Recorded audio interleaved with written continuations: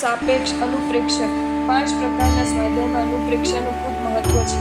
શાસ્ત્રના શ્લોકો વગેરે ઉપર અનુપ્રેક્ષા ઊંડું ચિંતન કરનાર અદ્ભુત જ્ઞાનની પ્રાપ્તિ કરવાની સાથે આત્માની પ્રસન્નતાના સાચા સુખી બને છે. 45 આગમના જ્ઞાતા પૂજ્યશ્રીએ વિવિધ અનુપ્રેક્ષાઓ કરીને જૈન સંઘને અદ્ભુત જ્ઞાન ખજાનો આપ્યો છે. પ્રવચન પ્રભાવક પૂજ્ય રત્નસુંદર શ્રેણીજ્વનીને મુનિપણામાં વિશેષ આવશ્યક ભાષ્ય સત્પદ આદિના પ્રરૂપણાનું અધ્યયન ચાલી રહ્યું હતું. મુનિશ્રી પોતાની અનેક શંકાઓના સમાધાન પૂજ્યશ્રીને પત્ર દ્વારા પૂછાવતા.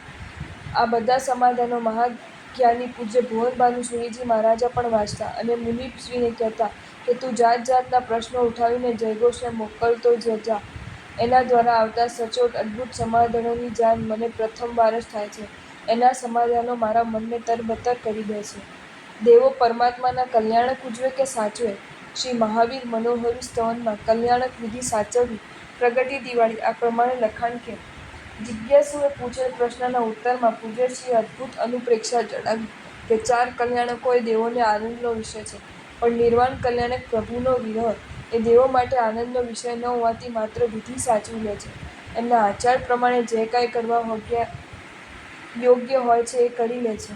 સાધુ નૈવેદ્ય કેમ ન ચડાવે? સાધુને પણ અણહારી પત્તો જોઈએ જ છે. પૂજ્યશ્રી કહે છે, સાધુ લેવડ દેવડના વ્યવહારથી પરે છે.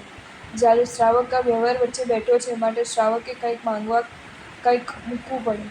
અધ્યાત્મસાર કે અધ્યાત્મ કલ્પદ્રુમ જેવા ગ્રંથો પર પૂજ્યશ્રીનું ચિંતન મનન ચાલુ જ હોય. ચિંતનમાં સ્ફુરેલા નવા પદાર્થોને નોટમાં ટપકાવી દેવાની પૂજ્યશ્રીને ખૂબ સારી આદત છે. પૂજ્યશ્રી કહે છે, આત્મામાં ગુણોની ઉત્પત્તિનું મૂળ 12 અને 4 એટલે 16 ભાવનાઓ છે. સમય સંયોગ સામગ્રી વ્યક્તિને પારખી શકે તે જ સાચો ધર્મી બની શકે. જીન શાસન પુણ્યાનું બંદી પુણ્યથી મળે. સમર્પણની નમ્રતાથી વફાદારીથી આરાધી શકાય. માટી પાણી ચૂસે પણ પથ્થર ચૂસે? કોમળ સરળ હૃદય જ આગમ પાણી પી શકે, પચાવી શકાય. અધ્યાત્મ માર્ગની બીજભૂત ત્રિપદી ઉપશમ વિવેક સન્વર.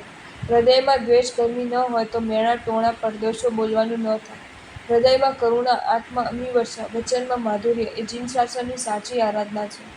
આપણે વાતાવરણને ન સુધારી શકીએ પણ જાતને અવશ્ય સુધારી શકીએ. આત્મદ્રષ્ટિ મોહનો નાશ કરે છે. જે દુઃખમાં અકળાય તે ધર્મને પચાવી ન શકે. મરણીયો બનીને જે દુઃખને સહજ સહન કરે તેને ધર્મ આત્મસાત થાય. ધર્મ આત્મસાત થવાથી પુણ્ય ગુણની અવધિ ન રહે. સમ્યક જ્ઞાન, સમ્યક ક્રિયાથી સદરુચિ પ્રગટે. રુચિની વિશેષ પકડ, દ્રઢતા, પ્રણિધાન. છદ્મસ્થ ગુણધર ભગવંતોને શાસ્ત્રની રચના કરી હોવા છતાં સર્વજ્ઞ પરમાત્માની સંમતિરૂપ સહી થવાથી પ્રમાણભૂત બન્યા. આત્મોન્નતિના 4 પગથિયાં: સત્વ, સત્પુરુષાર્થ, નિર્મળ હૃદય અને જીનાજ્ઞા ખપ. બુદ્ધિ ધન શક્તિનો ભરોસો ન રાખવો. શુભ પ્રવૃત્તિથી અશુભ વિચારો પણ રોકવાનો ઘણો મોટો લાભ છે. 4 નૌકાના કૌશકમાં 32 શ્વાસોચ્છ્વાસ પ્રમાણ થવાથી પ્રથમ નંબરે કૌશકમાં લોગસ ગણવાનું જ રાખવું. સિદ્ધ થતી વખતે શ્રી અરિહંત પરમાત્માની 2 જ મુદ્રા હોય, પદ્માસન, કાર્યક્ષક મુદ્રા. તેથી આ 2 મુદ્રામાં પરમાત્માની પ્રતિમા હોય છે. કસ્તુરી, ચામર, મોતી. હાથી દાંતની જેમ ચામડાના ઢોળ અસ્પૃશ્ય કે ત્યાજ્ય નથી પણ ભક્તિનું ઉપકરણ છે. સંવત્સરણમાં દેવ દુંદુભી હોય છે તેમ. જો તમને આ વિડીયો ગમ્યો હોય તો આ વિડીયોને લાઇક કરો અને શેર કરો અને આવા જ નવા વિડીયો જોવા માટે જૈન ફેક્ટ્સ એન્ડ સ્ટોરીઝની ચેનલને સબસ્ક્રાઇબ કરો. ધન્યવાદ.